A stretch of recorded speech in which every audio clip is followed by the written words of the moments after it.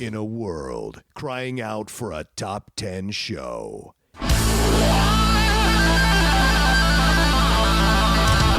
John Roca and Matt Nost are here to bring you the top 10. Take it away, boys.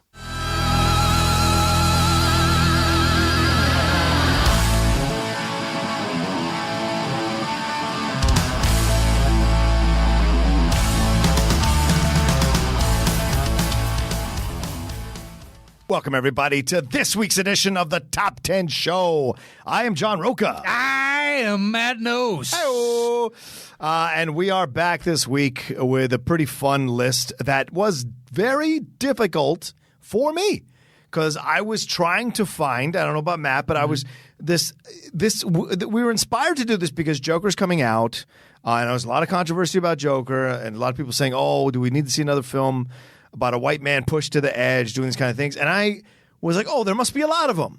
And then I went through, and it was very difficult for me to find films about a white man pushed to the edge. So white was a clear... No, I just wanted to, as that was where I started at mentally. Okay. But I know we expanded the topic to be people pushed, anyone pushed to the edge films, right?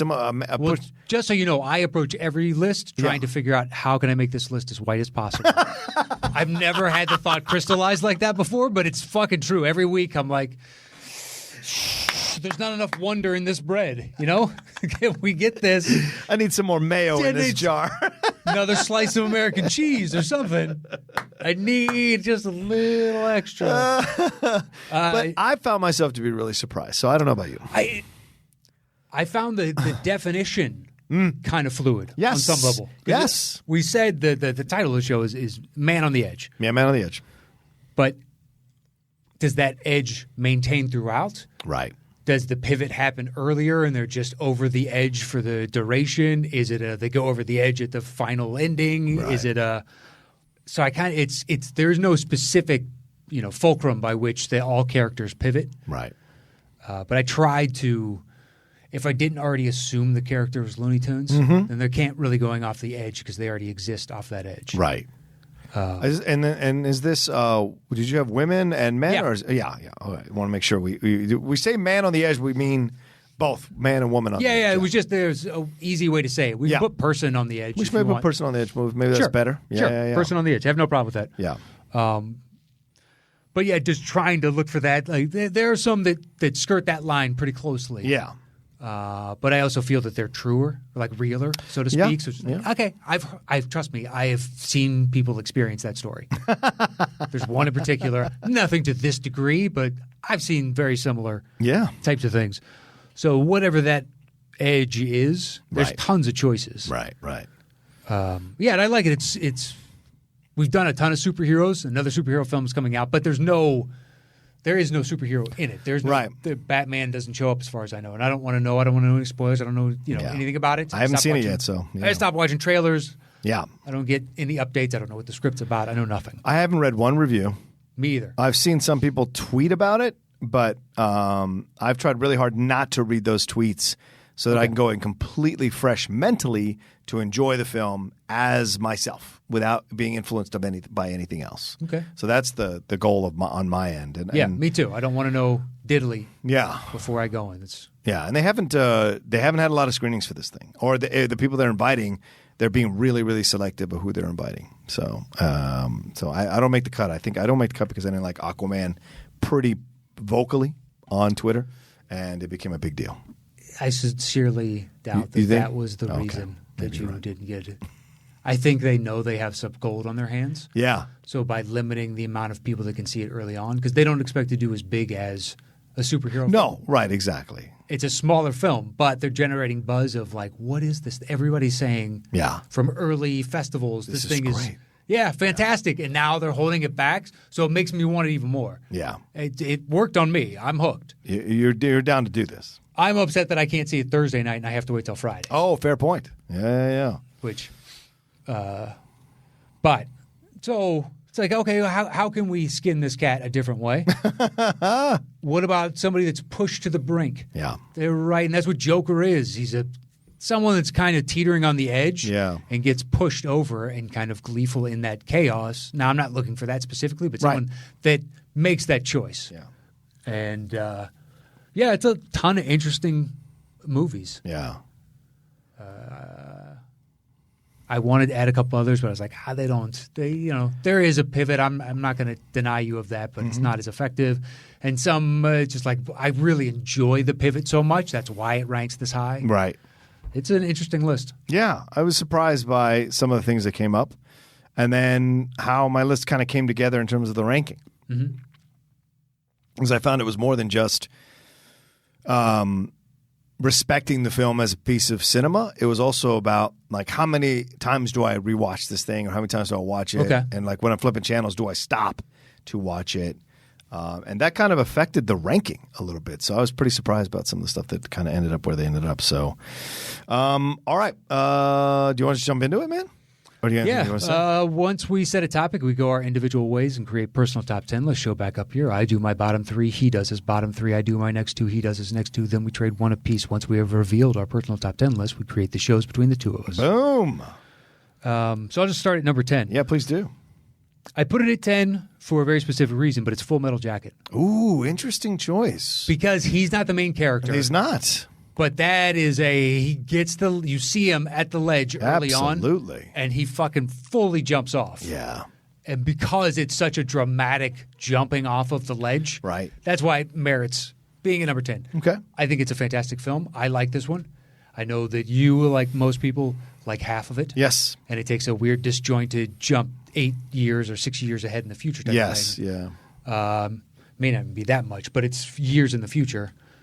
And I understand that, but I think it's just showing two different facets of war when we've seen so many Vietnam movies. Yeah. But going in with the 50s idealism, and that is literally beaten out of you. And then you see the disaffected world on the other side. Right. But Piles, I mean, the mania that D'Onofrio has in his eyes Yeah. in that late night shot, that dude is, I mean, he's jumped off the cliff and he's staring into the abyss. He's already dead. Yeah. That's really good acting. Yeah. Yeah. I don't disagree with you there. It's amazing that, he on some level can move on to different parts of my mind because of the haunting mania that he conjured in that. I could easily associate that with him solely. Yeah. But he's an excellent enough actor that he's gone on to show all these other facets. He can do something like Men in Black, which is comedic. But he pulls it off beautifully and then pivot back and he could be Kingpin or he can be – the guy's a damn good actor. Yep. Like in Law and Order Criminal Intent, he's so good at that character. Never saw a second of it. Oh, really? Oh, yeah. He's so good as that character. So good in that show. Well, he had Special Victims came out like the same season, and then there's the regular Law and Order. Yeah. And was there a fourth? There had to be a fourth. There was a Law and Order L.A., and there is a Law and Order UK, which is great. The Law and Order UK is fucking fantastic. Okay. Law and Order is good. I don't like SVU. SVU, a lot of people overacting in that damn show. We watched an episode last night because my girlfriend loves SVU. I was pointing out all the terrible acting from some of the main characters, and I don't mean Mariska Hargitay. She's great, or Maloney. They're great, but I don't. Ice-T is not a good actor. Like he's a decent actor. He's not a good actor. I don't know how someone who overstresses every fucking word they speak is acting, But we watched one of the later episodes when this dude from New York comes in. He's a younger cop, but he talks like this all the time. Hey, what? It does. Where were you on Friday night? What are you doing? How's your pizza parlor? How's your family? And I'm like, ugh. That thing is a fucking sausage factory, though. They got to make 20-something of those. Yeah, 22, 24, something like that. Yeah. So they're just, yeah. We got to crank these that rip from the headlines. That's because you guys couldn't think of how to have someone try and disguise a robbery as a double fucking homicide. Right. For the umpteenth millionth time. But it was driving me nuts watching that, man. Apparently, he was a cop he was a main cop, detective rather, for like 3 seasons on the show. That accent is driving me insane. I know it's a New York accent, but it's so accentuated that I'm like, yeah, please stop. Just stop it. Jerry Orbach had a great New York accent. Benjamin Bratt had a nice New York accent. Jesse L. Martin was good in the show. Sure. Paul Sorvino was on that damn show, full-on New York Italian motherfucker. He was great on the show. Farina was on the show. He's Chicago, I know, but he was still good on the show. Imperioli Farina was on. He was on Law & Order. He played for like either one season or a few months of a season. He was on. Anthony Anderson was on the show, like as one of the main that was cops. way later. Yeah, that was right at the end. Yeah. I I saw the enjoyed. Orbach years. I saw the Ben Bratt. Orbach's and his great. Previous partner before Ben Bratt. Yeah, George Zun. Oh, who Orbach's partner before? He had a Chris partner. Noth. You mean Chris Yeah. Noth? Yeah. Before Noth, it was Noth and Zunza who were together at the beginning. Okay. Yeah, those as the lifers. But yeah, the guy was like, oh my god. And it was then terrible. Sam Waterston. Yeah, as the DA. the DA. Yeah, Moriarty being the first DA. And then then it Waterston. pivoted to what's her name that married a football player that went on to Jason something Sehorn in is Isles. Yeah, Rizzoli and Isles. Rizzoli yeah. and Isles. Yeah. Angela Harmon. Angie Harmon. Yes. Okay. Yes. The pseudo kind of Sandra Bullock looking actress. Yeah, kinda. Yeah. But this guy, I almost wanted to watch another episode just to see him. We're like, so what time did you come home to find a body? Oh. And I was like, it was so bad. Anyway, all right. What's your number 9, man? 9 is The Game with Kirk Douglas. Oh, good choice. The Game The Game. with Michael Douglas. Or Michael, I'm sorry, not Kirk Douglas. like Do you to see see the the original? Douglas. This is you never knew that? Ah, dude, this is a reboot. They were trying to make a franchise out of Kirk's earlier. Really good. It's Robert Mitchum and Kirk Douglas. Yep. With Ronald Fincher directed, David's father. Right. Ronald Fincher. The great He Ronald was great. Fincher. Best friends with John Huston. And they got him in. They're like, you know what? You should do a movie. So they came back all these years later. Sean Penn's grandpa was in it. Yes. I could see that. Good choice, man. Well, I mean, it's literally, he is pushed to the edge. Yeah.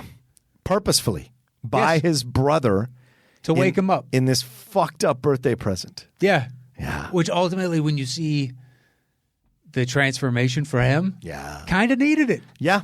A little bit. It's A little too pampered. and with the whole time of like, oh, what about the taxi cab? Like we had divers. Mm-hmm. You were fine. Those were blanks. This was this. You're like, fucking. What did this cost? Yeah. This is I think ridiculous. there was a cost. Oh, that there they was. There was a said. bill at the end, and Sean Payton had to sign it, and it had to be some astronomical figure. Like how many? 7 figures for sure. Yeah. For sure, guaranteed. Yeah. Because they have like a staff of 80 to 100 people, and they've got actors, and they've got fake offices, and they've got SWAT teams that come in and fucking stunt this, and scuba teams, and just like, oh my God. Can you imagine, man? That's a fucked up gift. I love that. That'd be a brilliant thing to do to somebody. That'd be. Well, it has to be fantastic. specific somebody that it would work for. Yeah, right. Exactly. You have to get them where they don't question what's happening or they don't understand what the hell's going on. I would say more so the outcome is the most fruitful. That's the only reason to do it. Yeah. Because you could easily kill somebody, like heart attack. Yeah. Someone that is, Mike Douglas's age in that Right. is in the heart attack zone. You're in the early parts of it, but you're still in that, Yeah. just like I am now, just like you are.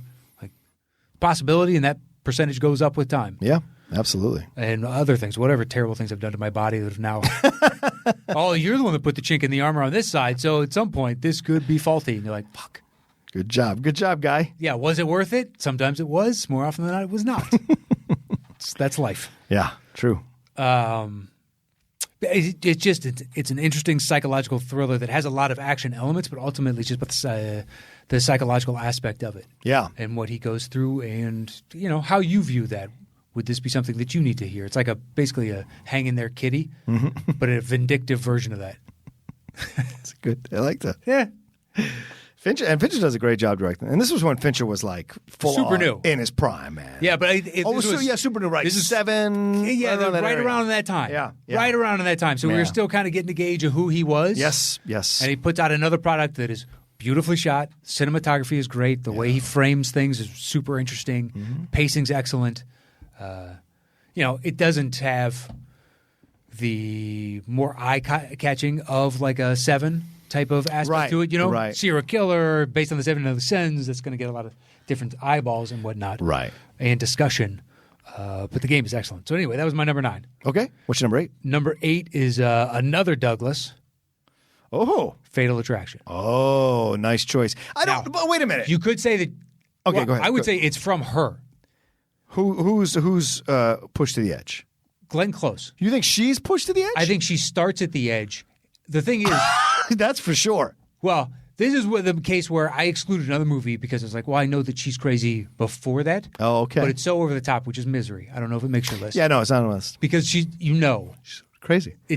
the eccentricities of the character. Whereas when she gets introduced to Douglas, it just seems like a chance encounter. Yeah. And there's a little spark of chemistry, and he's been married for 9 years. Right. So he's beyond the 7-year itch, and he's looking for, A little fun. yeah, just a little spark. A weekend fun. Exactly. And his wife goes out of town, and it happens to all. It's like you could say it's cliche that all these things happen, but it's also that's life sometimes. Yeah, yeah.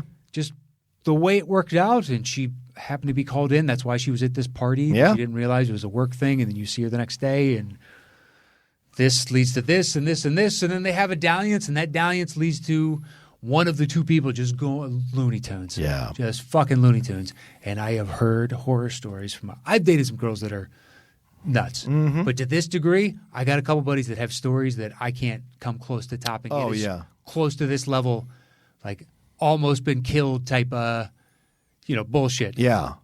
I will tell you the truth. I've dated a couple of girls that were, kind of like, out there. Because Me too, but- when you're younger, you kind of and you have a certain mentality. You kind of like the drama. Like it brings you back. The craziness of the drama brings you back. Well, the And- craziness of something else brings me back. well, sure, that too. That's what brought me back at that age. That's fair, And then too. eventually, I just realized sometimes that flame is too hot for me. Of course, you burn yourself. So I had a buddy. Yeah. And he loved it. So I always got, basically if she had, so Looney Tunes, went with Looney Tunes. Yeah. And then if she had, as part of her group of friends, somebody's a little bit more on my frequency, boom.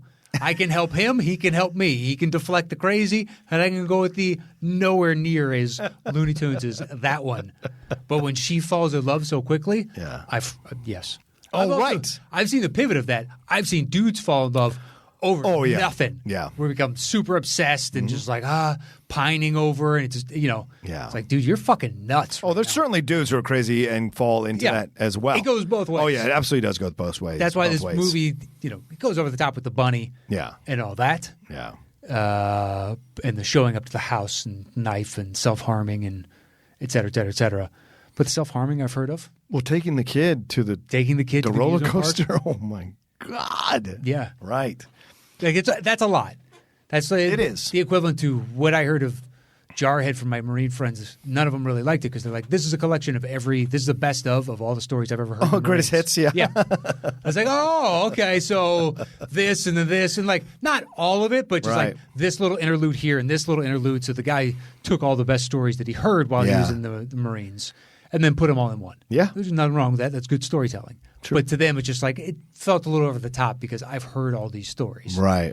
But really, they all happen to this guy? It's pretty incredible that the lore lives on 15 years later, whenever that. Right. Because it was Gulf War, and then they were in the early 2000s or something when I lived in San Diego. Yeah. So it's that. Fatal Attraction is a collection of a lot of. Yeah. Those experiences. Taking yeah. the kid, just Yeah. killing the pet, showing up to the home, showing up for Calling. the apartment, Yes. selling it. Yeah. Like, this is a lot of crazy. Right. And then like negotiating, like, I'll be fine. It's cool, whatever. And then changing the mind and all this kind of stuff and then turning you into the bad Yeah, guy. lashing out. Yeah, exactly. I thought we had agreed, blah, blah, blah. And it's like, no, there's something else going on here, too. No, I know you love me. Yeah. Ooh. Yeah. Yeah. Oof, those were the days, man. All right. Where are we at here? Your 10. My 10. Let me see where I put it. All right. My number 10 is Hamlet, the Mel the Gibson Gibson? version. Yeah, because Sure. everything he gets pushed to the edge because of obviously the murder of his father, his girlfriend being encouraged by her father not to be with him anymore, his Sure. mom marrying his uncle, him finding out from his father's ghost that his uncle killed him, his father, and then his own inability to just take revenge.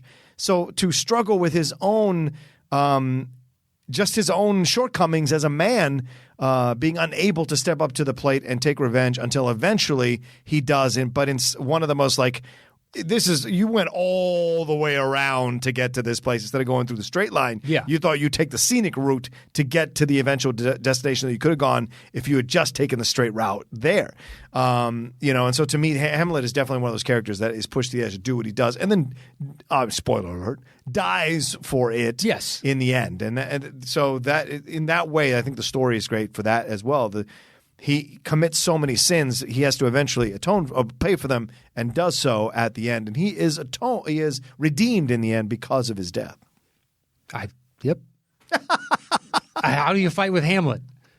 I didn't even use a poison tip. I think what? I guess just because it's Hamlet, right? Type of thing. Right. But he certainly pushed the edge. Yeah, sure. He's railing at God. Full on. Yeah, and it has that battle with his mom.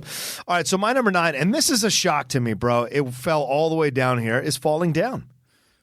Really? Yeah, that's a punt. Okay. Fair enough. Just look at all these. I was like, which ones do I enjoy watching the most? And Falling Down, I don't enjoy it as much. So I don't. But I enjoy the movie. I just don't enjoy it as much. So then my number 8 is The Gray. Okay. Yeah, because he's pushed to the edge and he's already like suicidal at the beginning of the movie, right? So he's already been pushed to the edge by his life. Right? And then the plane crash happens, and now the wolves are coming after him. Yeah, it's man versus nature. Right. Nature's pushing him to the edge. And one by one, this unearthly pack of wolves that is hunting them one by one is pushing him to the edge. And it is symbolic of his own demons that he has to battle. And all these defenses have to be stripped away before he can finally confront this thing that he needs to confront. And so the symbolism of it all too is he's pushed to the edge until finally he has to fight back. He has to do something. And in those last few minutes of the movie, he's wrapping the broken bottles into his hand. He's wrapping the stuff in both his hands. He's ready to go. And he's remembering that moment with his dad and that fucking poem. But that's him. That's to me. That's Liam Neeson's character being pushed to the absolute edge there in the frozen wilderness, taking on these wolves. Who knows what's going to happen?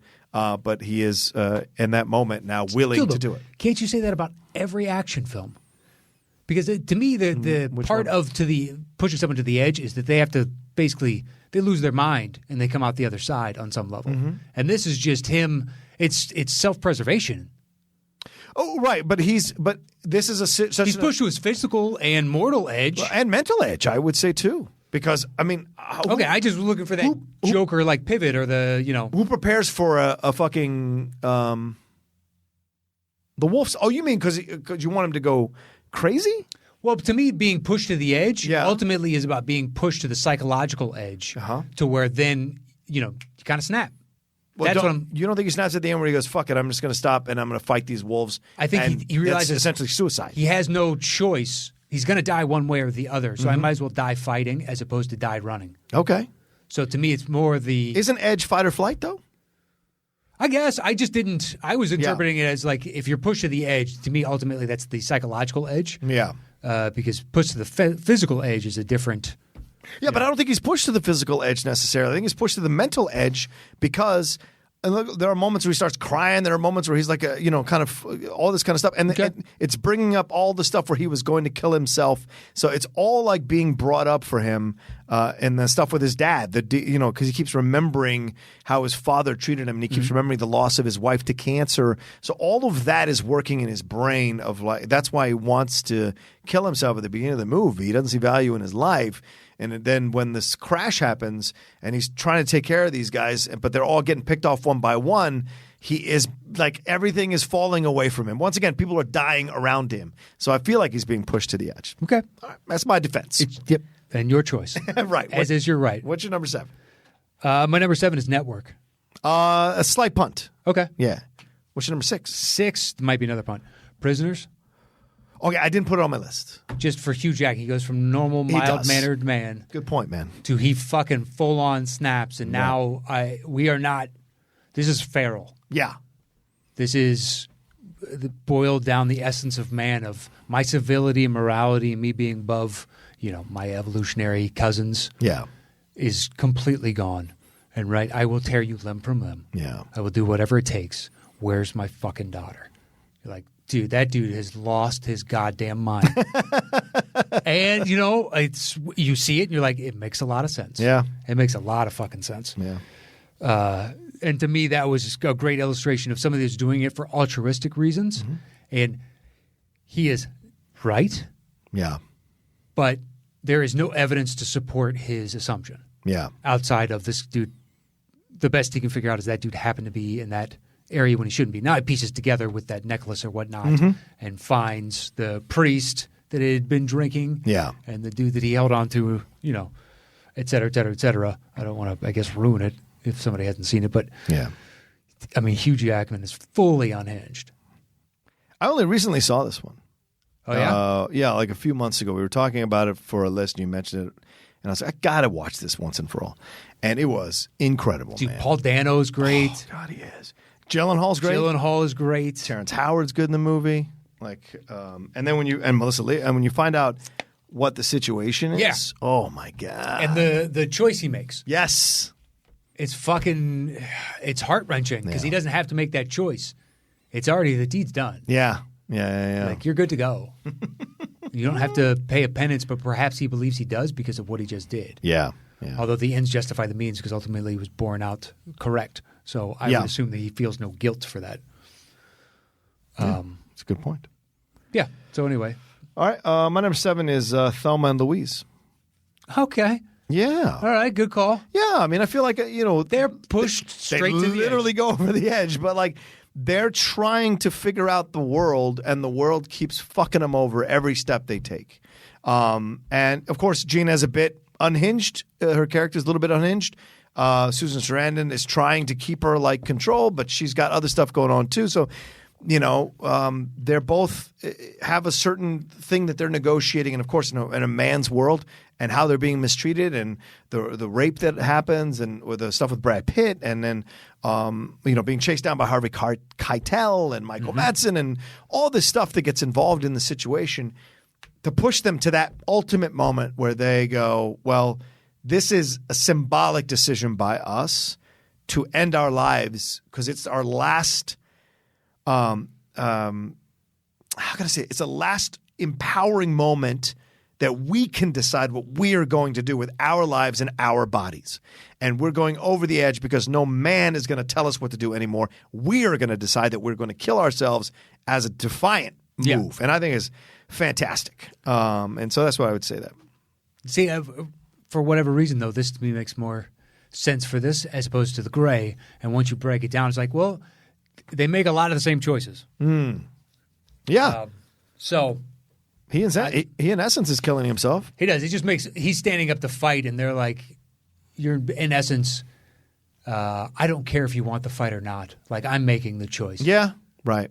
Right. If the fight would be satisfying for you. But I think this is their way of fighting back. Like, you're never going to get to see us again. Boom. It's brilliant. All right. Then my number 6, right? We're up to my number 6. It's a Wonderful Life. Okay. Yeah. Okay. Because George is pushed to the edge throughout the whole movie. He wants to go and travel. He wants to see the world. But his father dies. So he has to take over the building alone. Yes. His brother comes back and he's fucking married, that selfish cocksucker. And now I have to stay and take care of them because I'm a good person. I'm not going to make you take over the building alone with your wife who's offering you a better job at wherever that factory is that her dad has. So now I have to stay here.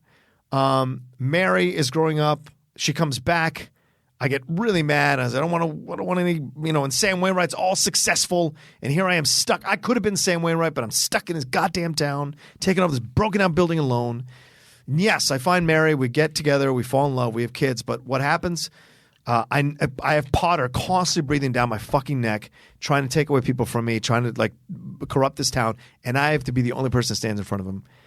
And then eventually, my stupid fucking Uncle Billy, who I've been trying to keep in this job so he doesn't end up like a homeless idiot on the streets, gives away the money in some stupid moment of trying to be better than Potter and fucks us entirely. And I'm in this, and I get pushed this moment where I'm going to kill myself. Then an angel comes and saves me and then gives me my wish of thinking that I randomly say about having my life without anybody. It'd be better if they didn't know me. And then I see how worse everyone's life is without me, to the point where nobody recognizes me and I can't reconnect with anybody. And the one person who always loved me through everything, Mary, even Mary abandons me. And in that last moment, because she doesn't know who I am, in that last moment, when you see Jimmy Stewart's like mania at Mary, screaming for Mary, he is pushed to the ultimate edge, ends up punching the cop, runs all the way back away, and then cries to God and to Clarence that he wants his life back. And that is pushed to the edge, man. Okay. I'm just saying. That is definitely, without a doubt, pushed to the edge. It is. He was basically on the verge of suicide, this is a Christmas movie. Right. And some consider the greatest Christmas movie ever made. Oh, it's in the discussion. Yeah. It still holds up all these years later. I love it. I watch it at least 3 or 4 times a year. At least. That seems excessive. Please. I used to watch it more than that when it would be on the... You know, when they didn't have the rights for it, like NBC didn't, they were, what do they call the rights when they're... I don't believe you have this public kind of domain time in your schedule. You find time for this and watching Hogan's Heroes. You're searching that out, and you're searching out... Well, to be fair, I'm not working during Christmas. We get the break. Yeah, but you're saying like 3-4 times a year, you're cramming that all in Christmas time? Yeah, only Christmas time. I never watch it unless it's Christmas. Dude, we got to get you out in the sun. What? What are you talking about? What am I talking about? You're in here all day. I have a darker complexion. You probably do. Right now. Just saying. I respect that, man. So even at Christmas, it's still Los Angeles, so it's probably going to be about 68 degrees outside. Yeah, at least. You still go out and suck in some of that vitamin D. Sure. And then go right back to, it's a wonderful life. Oh, man. When I was younger, I used to watch it 10, 20 times during Christmas. Like because it would be on all the channels because it was a public domain film for a long time. And it wasn't until recently that NBC bought the rights to it, so you have to lease it out of NBC to get the rights. Really? Yeah. Before that, you could watch it on like channel 54. I thought once it went public domain, the rights can't be bought. Yeah, I don't know how it went about, but because I know growing up, you could watch it on channel 2, channel 54, it'd be on at the same time. You could watch it on all those. This is before cable, when you could just watch it on the secondary dial. So I would watch it on all these multiple channels all the time. It would be on all the time. Now, and NBC, I don't know how many years ago they bought it, but they bought the rights to it, so now they decide when it shows and they lease it out. Well, perhaps on television. That's what I mean, on television. I'm sorry. That's what I mean. Yeah, I know nothing of that. Yeah. So there's apparently a 4K version coming soon, too, of It's a Wonderful Life, so I'll be buying that. Of course you're going to have to buy that. I need to buy it. Because you need to see 4K of black and white images. Listen, it's got to be clean. I'm pretty sure it's probably clean enough in Blu-ray. What else are you going to do? What line needs to be crisper on this? I've said my piece. Just saying, invest wisely. You know what? This doesn't need to be updated. It's perfectly fine. You're not watching it for the visuals, so to speak. Well, it's always nice to see the visuals. It is always nice to see the visuals, but increased clarity of Jimmy Stewart. It's not like now where when you see high def and you see like, oh, dude, you. Yeah, like space and shit. Yeah, Right. well, not even. It's like you see a person's face and be like, man, you must have had like a tough teenage years. You start seeing true. acne scars and whatnot. Oh, yeah, HD is that's not true. kind. No, it is not. But we can't get that definition retroactively Sorry. Yeah. with those films. So Yeah. what is the definition that you're increasing? What does that do? All right. Adding more pixels to recreate the fuzzy image? Congratulations. You said your piece, man. You said your I'm just saying. All right. What's your number 5? 5 is Falling Down. Okay. So the pun from earlier. All right. Yeah. Fair enough. It was the first one that came to mind when we said. Yeah. Me too. Me too. We might even use that as the example when we were spitballing ideas. Falling Down. Man on the Edge. Like Falling Down. Yeah, like Falling Down. Yeah. So because it's so central to how I viewed this topic, I was like, oh, it's gonna be on this list somewhere. Yeah. Decent amount. It's Kirk Douglas just having a shit day. Yeah, man. Just one thing after another. Some people have been like pushing back against the film, saying it's not really like him on the edge because you find out later he was pretty much when the Barbara Hershey stuff comes up and they have that he was pretty much unstable to begin with. Yeah. But I think that's how it is. There's a lot of probably unstable people who never go over the edge because things just kind of keep working out in a certain way for them to stay on the track. Mm-hmm. With Michael Douglas in the movie, it's a combination of things. his frustration with the world. And I challenge a lot of people not to feel sympathy or connection with him through the majority of the first part of the movie when he's railing against all the overcharging and the people who are rude to him and all this kind of stuff.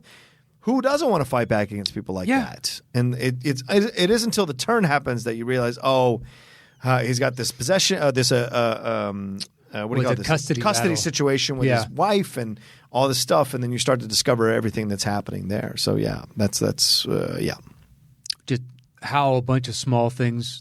We all have days where nothing goes your way. Oh, sure. And if that, every once and again you see a story about somebody just freaking out. And they are normal their entire rest of their lives, but they just had a day where their brain could not process all the shit that was being heaped on them. Yeah. So now his character, it may have just been like a ticking time bomb. This could be happening at any point. Right. Whereas other individuals just like, it was the worst day. Because I had days where just nothing seems to go right and you almost feel manic on some level. Yeah. It's just like, and it's right when you got one dick out of your mouth, another one just boom, right in your mouth. And you're like, motherfucker. It's just, we've all had those days. Okay. No, I'm just saying. Life is not kind at times. Metaphorically, you mean that dick going? Metaphorically. Okay. You couldn't pay me enough. That's anything wrong with that. For the actual, not that there's anything wrong with it. Right. To each their own. To each their own, exactly. If that is your idea of a good time and you're not hurting anybody, knock then yourself out. Exactly. Yeah, that's right. Enjoy it. God bless the United States of America. America. Yeah, don't give two Fs. I don't know why I decided to clean up at that point. Sure. But, sure. We all draw arbitrary lines in the sand. That's right. But him, it just when he gets to that fast food restaurant. Oh, yeah. Like that's when it really crystallizes. Yeah. Because there are times in which he almost feels he's kind of petty. Mm-hmm. And that one, memory serves, feels very deserved. For me, it's in the surplus store that you see the change. He's dealing with with Frederick Forrest. The guy that's a weekend warrior kind of, but he's living it, but may have never actually done it. Which I think is ironic because it's so similar to Forrest's character in Apocalypse Now that I think it's great to see the connection there. Okay. But yeah, in that moment, you're like, oh, this is where the turn starts to slowly happen, where it becomes a danger, right?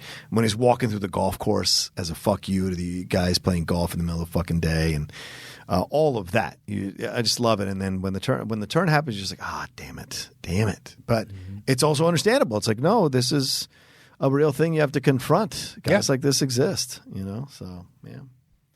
What do you got at 5? Network, which is a pun from earlier for you. Yeah. I rediscovered the love of this movie because of Steve and I doing it on the Cinephiles. I had always been like, because everybody had been pushing me to see this. This is one of those movies that I did not watch for decades because I was like, it doesn't look that interesting. And then I watched it the first time and I was like, all right, I get it. But watching it this time, and especially with the advent of the idea of fake news and the network stuff and the media and Trump and everything, this is a perfect topical movie to watch nowadays. Ned Beatty's speech is one of the best in movie history. Yeah. In movie history. Everybody gravitates towards I'm mad as hell. Yeah, right. And there's nothing wrong with that because that is a sentimentality that we can all identify with. Sure. And would parrot back. Yeah. Like, yes, I am mad as hell. None of this makes sense. We're singing that tune today. It just has different lyrics. Yeah. But it's a tale as old as time. We will continue to say that. We're always going to be upset with the way things are. Yeah. And to see Ned Beatty just break down of why, even in your little revolt, it helps me type of thing. It only drives my ratings, increases my profits. But it's not about countries. It's about corporations. Yeah. And that was 35, 40 years ago. And now it's full on, unless you're one of a handful of countries, it's about corporations. Yeah. There's very few countries that can stand up to the world's largest petrochemical companies or any of the massive, industrial military complex. Those guys have a nice amount of sway because of the sheer number of jobs they create, but the weapons they create. Like, Jesus Christ. Yeah. Like, how much they make is bigger than the GDP of how many countries? Yeah. That's a good point. It's fucking ridiculous. They have these private compounds and these just it's so to see this from all these years ago, that's what sticks with me. The other is excellent, but seeing him break down capitalism and how it inflicts its will on people. Oh man, I know. it hurts. It does. Remember, we could make these movies in the 70s. Like, I wish we could do more of these movies nowadays. Now, but you got to do it on a $10 million budget. You're right, and you have to put it on Netflix or Amazon or something, you know. But yeah, that's what I love about the movie, and of course the acting with Finch and Faye Dunaway and their relationship, and William Holden. I'm sorry, William Holden and Faye Dunaway and their relationship, and of course Peter Finch and what he has to go through, because his rebellion is also born out of a fuck it. It's not born out of some principled moment. Yeah, no, he's frustrated. It's a selfish thing where he's being moved out because he's an old guy. They don't want to use him anymore, and so he stumbles into this thing. And I always, when I watch the movie, I always be like, is his fainting shit real or is it staged for effect? Oh. And I'm always questioning that, man. Well, that's a sign of a good actor, though. Oh, it's true. It's true. Because the camera is always on him when he faints. So they know he's going to do this crazy shit. And then but also what it says about our news culture, our news societies. Because Faye Dunaway is essentially what every network is doing now: the hunting of the ratings, the sensationalism of it all. Yeah, wanting to put people who who are militants onto television for the ratings. Right? They would normally would not get any kind of airtime. People are not watching news anymore. We need to do this in order to make it possible. Yeah. Nightcrawler. Yeah, exactly. Nightcrawler. If it bleeds, it leads. Right. You say the Ned Beatty. For me, the scene with the I think it's the Black Liberation Movement when they're in the room. Oh, I don't remember the name of it. Maybe it is the Black Liberation. I think, and they're in the room, and she's like, "Don't fuck with my distribution." That it tells you that even the rebellion groups who are supposedly pure are also all about how much can they make off their movements. And you're like, not even that is fucking escapes capitalism. Well, it just it depends on who's the captain of that ship. Right. She was a captain. She wanted that money. She wanted to negotiate the contract, get as much money as possible. Unfortunately. Yeah. Unfortunately. Yeah, man. I see it nowadays all the time with these movements and these leaders that supposedly are without blemish. Ridiculous. All right. Any in particular you want to attack right now? No. Do we want to set up an enemies list? You know the top 10 officially hates is just boom. Yeah. Who you got? I know. I'm not going to say anybody. I don't want to get involved. Nothing. Nothing. Kim Jong-un. Want to come out against? Sure. That seems fair. That seems safe. Nothing closer to home. Nothing stateside here. Nope, not really. What about that televangelist from not long ago that said he couldn't fly commercially because it's full of demons? Oh, that guy. Yeah, that was like, what? How long ago was that? That was a few months ago. Yeah, but wasn't the clip from... No, the clip was recent. Right. Yeah. But I was on like Inside Edition or something, a show that I thought... Or Current Affair. Yeah. A show that I thought was long gone. I didn't know it still existed. Around. I was like, what the fuck? Yeah. Just to see the mania in that dude's eyes. Yeah. That dude is just wackadoodle. Super nuts. And Jim Baker, I've tuned in and watched a bunch of his clips. But he's got a new thing. Oh, he does? And he sells when the four horsemen of the apocalypse come and whatnot, and there's hell on earth and all that. Yeah. But there's that purgatorial time of the people that didn't get taken immediately to heaven, and they exist here. Right. So the rapture. Yeah, the rapture. Here's a 3-year supply of mac and cheese and like these 5-gallon plastic tubs. Here's mashed potatoes for 9 months. Wow. Yeah, and they make it up, and they make these big slops, and he tries it, but then they talk about end-of-days shit, and people come on with big smiles on their face and be like, yeah, that's why you should buy the pancakes.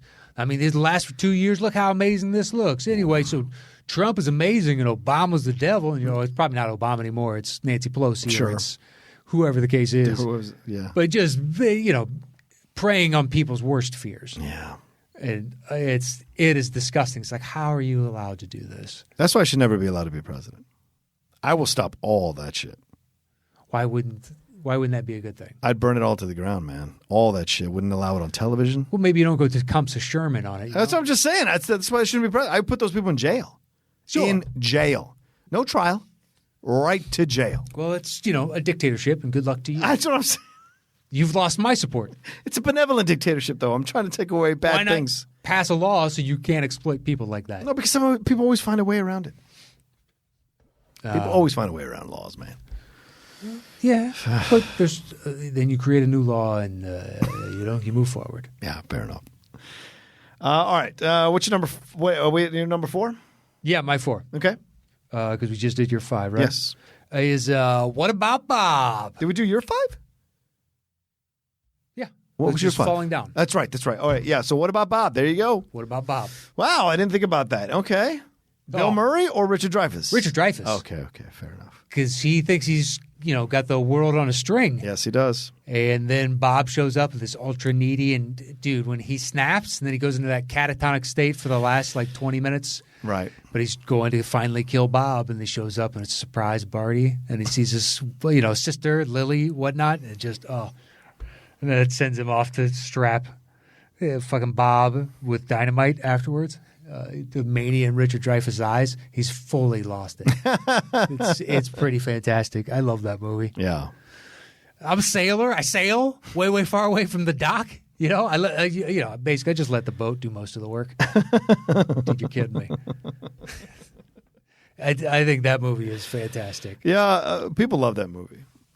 That's one where I think it's a good movie. I don't love it as much as everybody else does. It was somehow got added to our collection of VHS tapes. Oh, yeah. So you watched it over and over again. So I saw it a ton of times. Yeah, I can understand that. And it's just got Bill Murray, his likability, and just, I don't know, his blind gumption. He doesn't realize that he's being a pest, or if he does, he doesn't register it because everybody else is so enamored with him. Does Julie Hayes play the wife? The girl from Airplane? The actress from Airplane? Yes. Yeah, okay. As does, let's see, his son was in Hook. As Robin Williams' son in that. Okay. Yeah, he plays Ziggy. I can't remember. Something Forsmo, I think is what his kid's name No is. clue. No clue. He had a hell of a career for a while. I think, yeah. And the daughter, I couldn't tell you for $1 million who it is. Yeah. Yeah, Bill Murray, Richard Dreyfuss, Julie Haggerty, right? Julie Haggerty. Charlie Korsmo. I was right. Charlie Korsmo. Catherine Urbe is the daughter. Yeah. That's the girl from Stir of Echoes with Kevin Bacon. This is her. Yeah. Yeah. Holy shit. I didn't know she was the daughter in this. Oh my God. Wow. Trying to think. Everybody else pretty much. Yeah. There's a few character actors that pop up, but there's no one else of above the line kind of star visibility. Right. But he chases them down, doesn't he, Bob? He comes after them, doesn't he? Comes after strong. So is it? Well, the doctor goes on vacation right up to this lake. Right. And he bought a lake house. To be with his family. Well, Bob's, he's not fully there. But he seems harmless, but he just seems clingy. Okay. So, yeah, he not fakes his own death, but he shows up at the answering service for the doctor because he's on vacation. Oh, yeah, and he claims that the guy that himself, who's been calling the answering service, he shows up as a fake lieutenant and is like, hey, he killed himself. It's terrible. And they're like, oh, really? And he's like, so, with these guys, sometimes whatever he's playing it off and whatnot, he's charming them. Yeah. Bill Murray, it's hard not to. But then he goes up to Lake Winnipesaukee or something along those lines. And shows up on the bus and gets out. And he's a big dog. Yeah. Is what he is. But rightly so, Richard Dreyfuss doesn't want to. He looks at him as a patient and somebody that's work, and I will deal with you at work. I'm away from work, and everybody else just views him as a person. Right. So the classification is what bothers him. You are not just a person to me. You are that world coming into this, and I want them to be completely separate. Yeah, so I can take a break from you fuckers. Yeah. And he feels that he's ruining the vacation. Everybody else feels like he's actually injecting some life and love into this situation. Right. Interesting. Okay. Yeah.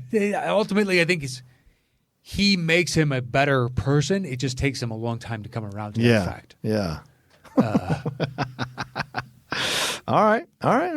So he's pushed the edge, but he eventually comes back from the edge. Yeah, but Dreyfuss goes over the edge. Yes. He tries to kill him. Yeah, he does. By strapping him with dynamite, he takes him out with a shotgun, and his laughter and no, this is the final therapy.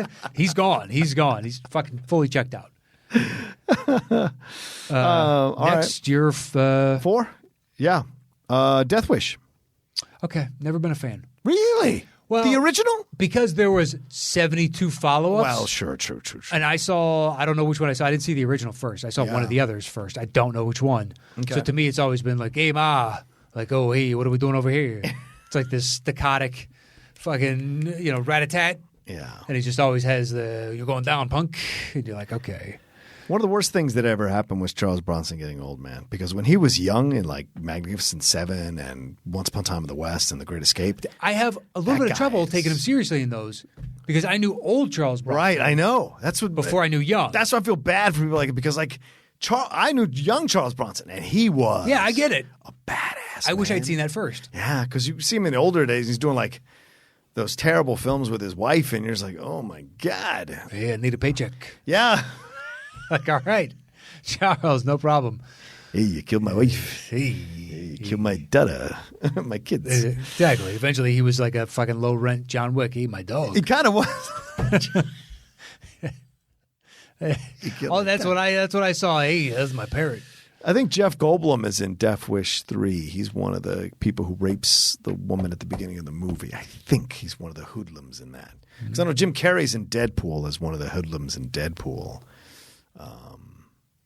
But yeah, I think Jeff Goldblum is one of the guys who rapes that girl. Have you ever seen Jim Carrey's speech? Is I guess strong, but he comes out as a presenter to some degree for Clint Eastwood's AFI, whatever, and he brings that up. Does he? It's so good. That's hilarious, It's man. so good. I've never seen that. But anyway, Death Wish is a 1970s movie. Charles Bronson has the lead in this thing. If you haven't seen it, Vincent Gardenia is the police commissioner. His wife, and I think his wife and his kid gets killed by these people. And it just like, he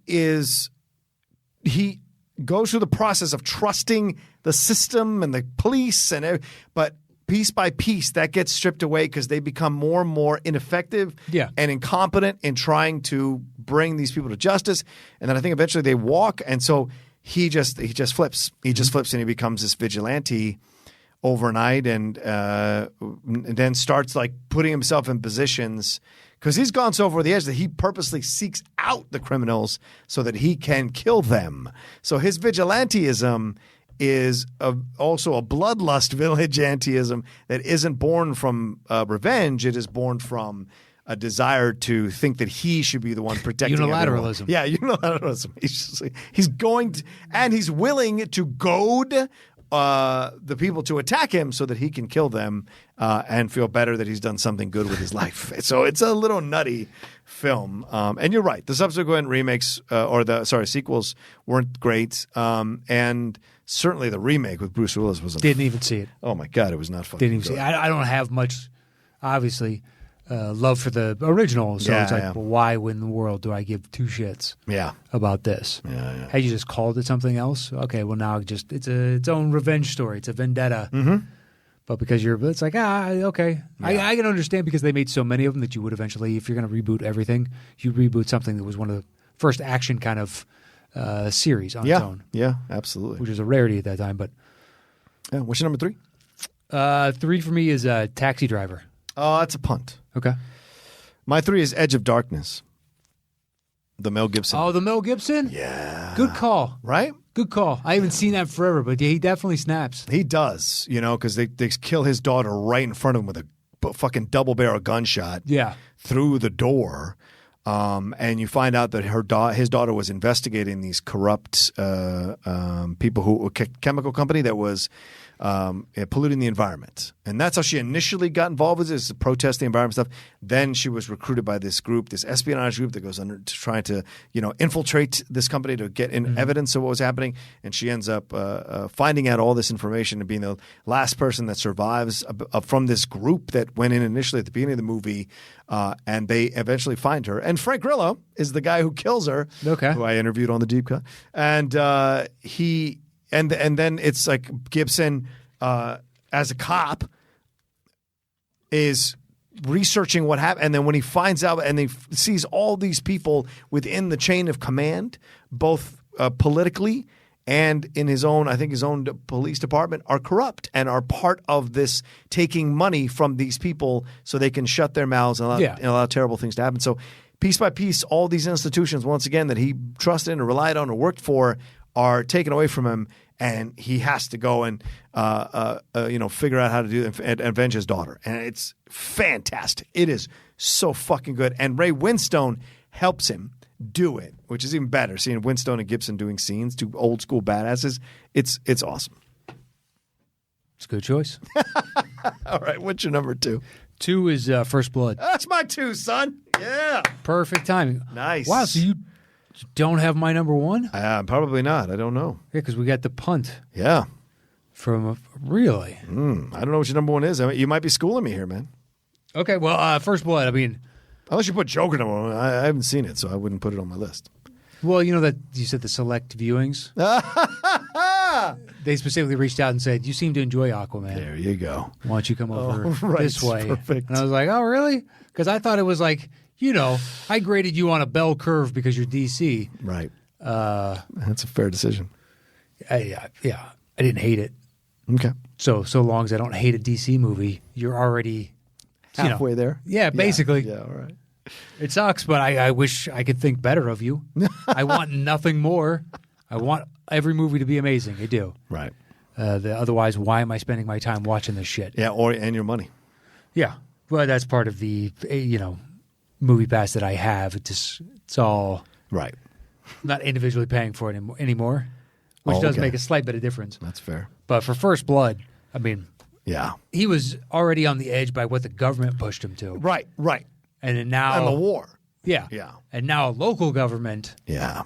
and more specifically, the local sheriff, Podunk sheriff, decides to... who didn't serve, who wasn't over there. No, but he needs to have the biggest swinging dick in this tiny little county. Exactly. And he takes on the wrong guy. Yeah, man.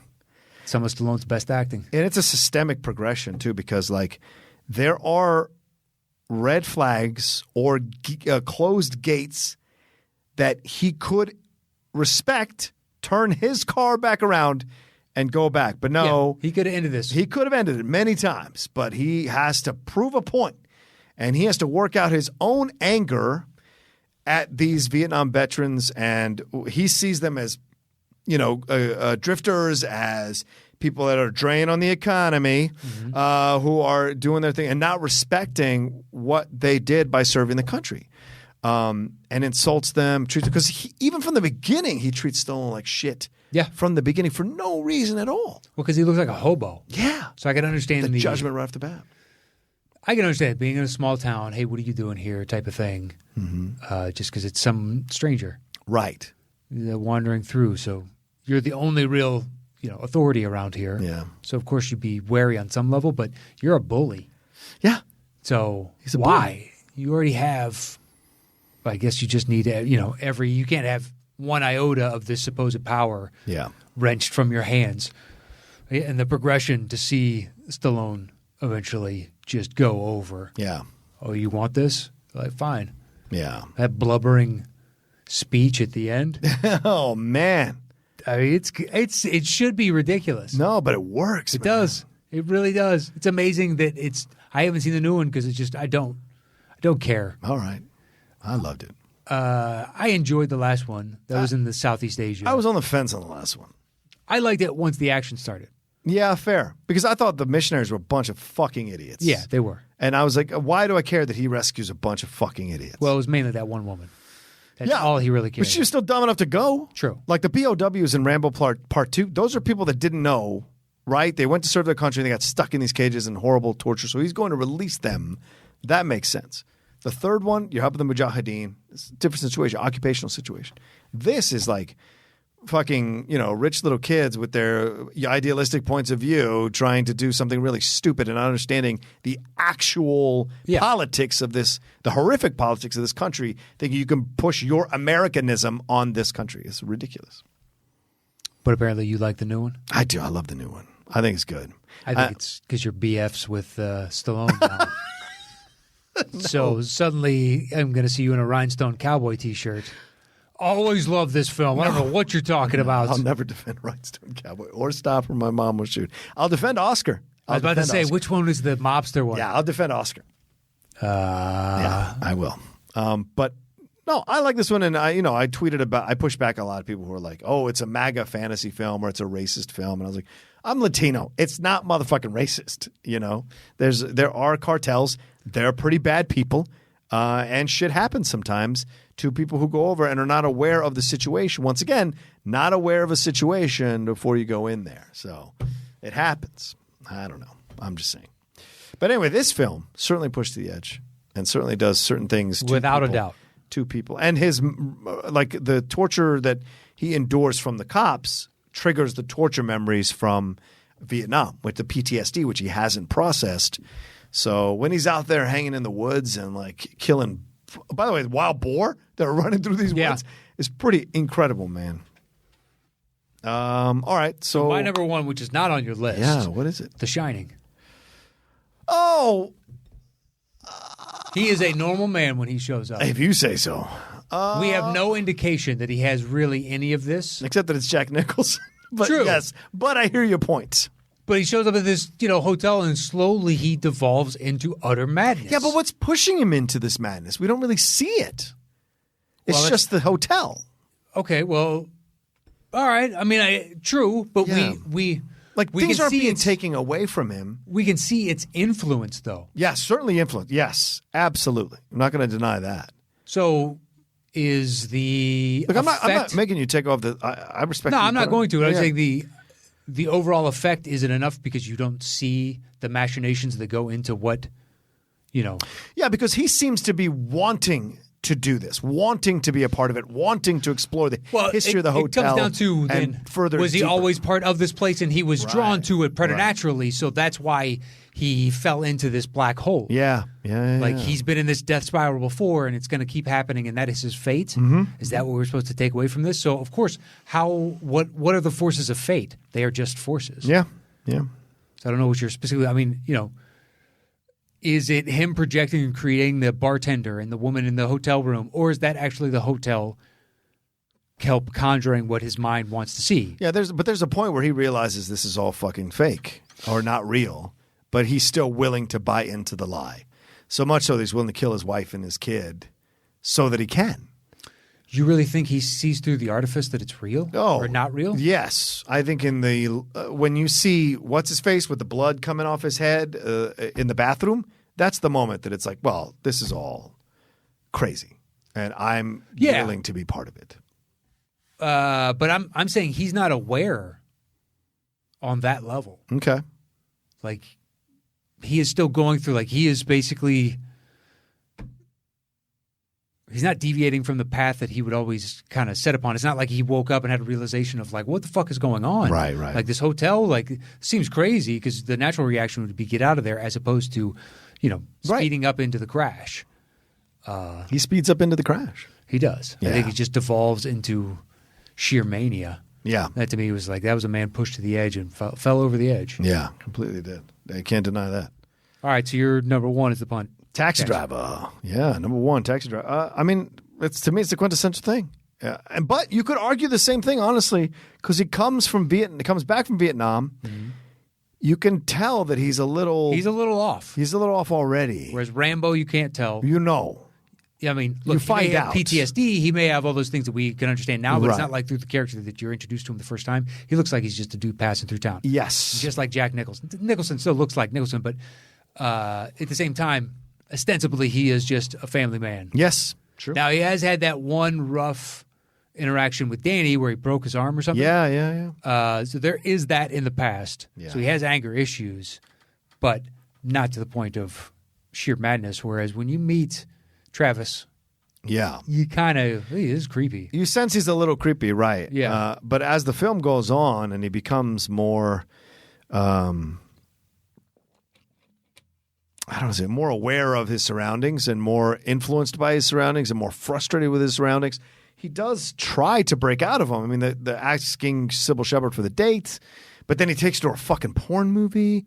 All these things he does, he has an impulse to want to be normal, but he can't be normal for whatever reason. Yeah. And so he has to create the scenario that he's some kind of avenging angel to fight back against the lunacy of the world, or what he sees as the lunacy of the world. So he's still pushed to the edge. He's just more prepared to go over the edge because of his own personal mental makeup. See, to me, Mental he health is. makeup.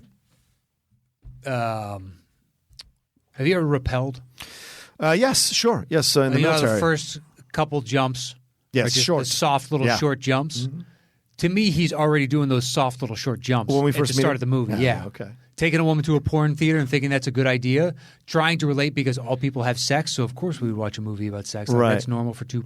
I want to have sex with you. Do you want to have sex with me? Like, that's my primary motivation here.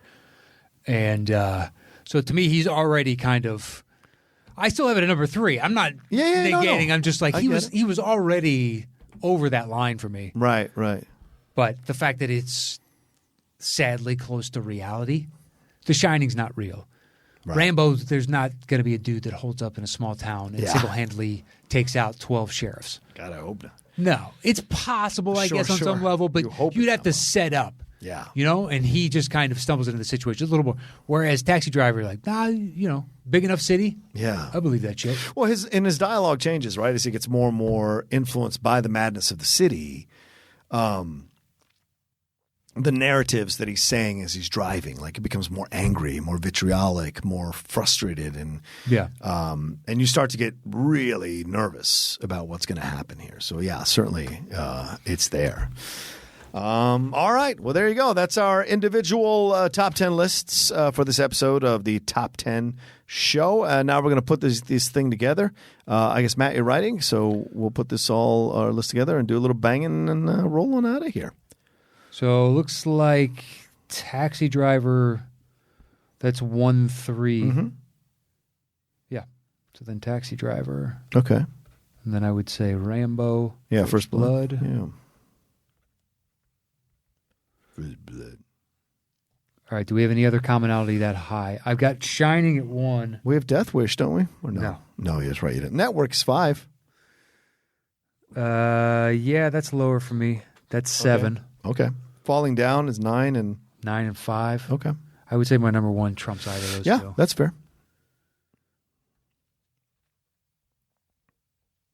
Don't push me to the edge.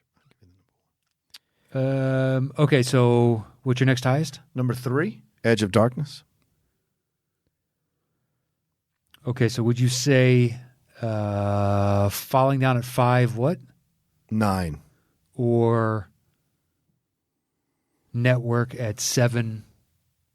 5. I put Network higher, Okay. right? Let's do, I guess, Network there and then... What, Edge of Darkness?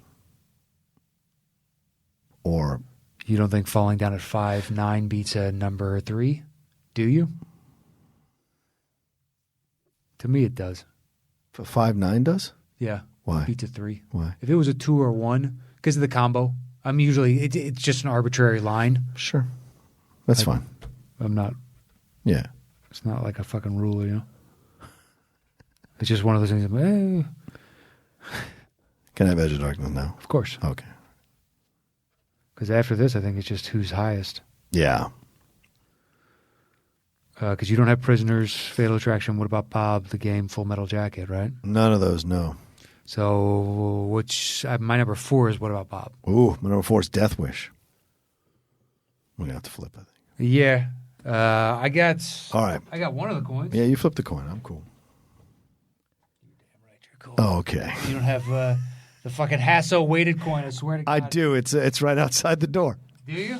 Yeah, but I'm cool with us doing one of these things Bringing your because I've been bringing that coin that's not weighted, by the way, to flip. So There we go. Is that the good one? Batman is, yeah. okay, Because the other one is definitely weighted yeah, in my honor. I will not view what lands on top, and then I will flip it. okay. And here we go. What you got? You take the cake. Oh, I'll be damned. You take the cake. Wow, So that was Death Wish. Yeah, I could just think of Mr. Majestic. different movie, man. I know, but anytime I think of Charles Bronson, because one of my buddies, his handle is on PlayStation 4, is Mr. Majestic is part of it. Oh, nice. Yeah, so I always think of that, Charles Bronson and him. I'm on the PlayStation. Exactly. Grand Theft Auto. I just pick up these hookers and drive through Miami. Hey, got to do a heist. To me, that is every Charles Bronson. It's perfect. I just ran that guy over. All right. Exactly. What do you mean I got to get an oil change? What? The mundanity of this game. All right. We put network on. That was my number 5. What do you have? What's your highest next time? 6. Oh, goddamn. Me too.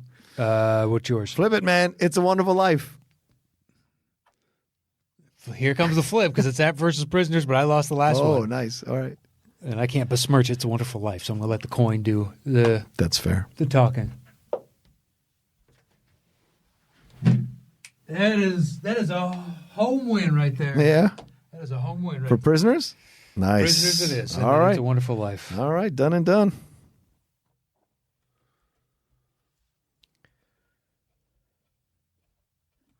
Good to go. Cool. Let's do it. All right. Here we go. Count it down. The top 10 persons on the edge movie. Oh, wait. Person. Okay. The top 10 persons pushed to the edge movies. Yeah. At number 10. It's a Wonderful Life. At number 9. Prisoners. At number 8. What about Bob? At number 7. Death Wish. At number 6. Edge of Darkness. At number 5. Falling Down. At number 4. Network. At number 3. The Shining. At number 2. First Blood. And our number 1 person pushed to the edge movie is Taxi Driver. I like this topic. It was a good topic. Yeah, it was a good topic. I like the suggestions. Good job. Thanks, Matt. Yeah, I think you came up with this one. So We said that with a lot of vitriol. Thanks, What? Matt. no, I just wanted to make sure Pass. I said your name. See, you have a burner account on Facebook, don't you? What about Man on the Edge? Pass. Pass. Terrible topic. Pass. Yeah, it was a good one. We've sat down. We got all the next few months all We do. choreographed. I mean, there's going to be changes in it. Sure, Obviously, sure, it always happens. But we got some good topics coming up. Yeah. And we thank all of you that follow the show at Top 10 Show on Twitter or over at facebook.com/groups/the Top 10 Show. We have, honestly, there's so many good discussions going on over there. And sometimes we suggest things. Hey, what do you guys think? And somebody will thankfully put up a poll for us. Sometimes, like Mr. Hasso, corrupts the merit of that poll Yeah. to manipulate outcomes for his own ends. Well, Standard Hasso. It is standard Hasso, but it benefits you. So I like the fake eye rolling. What the hell? I don't know what you're talking about. Suffer the indignity that gives you the proper outcome you're looking for, even though you still lost. You give me way too much credit, man. I don't. The manipulation by which you put out that poll was I didn't put out the poll how you know? Yeah, but you implored people in a way that on the show. on the show It just came up randomly. it did come up right. Yeah, I didn't tell people to put a poll. Like I didn't say. But afterwards, you said, "I know I don't want people to put it up because then they'll pick you over me." Okay, and they'll what a attack surprise! me." And they did it. No, I think they. The poll was put up incorrectly. Okay. B, it's really a have you seen either of these? And if you want to go on the merit of which do you prefer, that's fine. Right. That's It's not fair. an indictment of you if they choose to say that Master and Commander is a superior movie because it is. Mm-hmm. That's fine. That's all right. I'm not as beloved. I get it. See, this is the nice spin for you. Yeah. Let it be what it is. All right. Thanks everybody for listening to this show. And like we say at the end of every show, please, for the love of God, retweet this thing, post this thing. We're still building our base. Could use a lot of help from you all to do that on your own social medias or Facebook.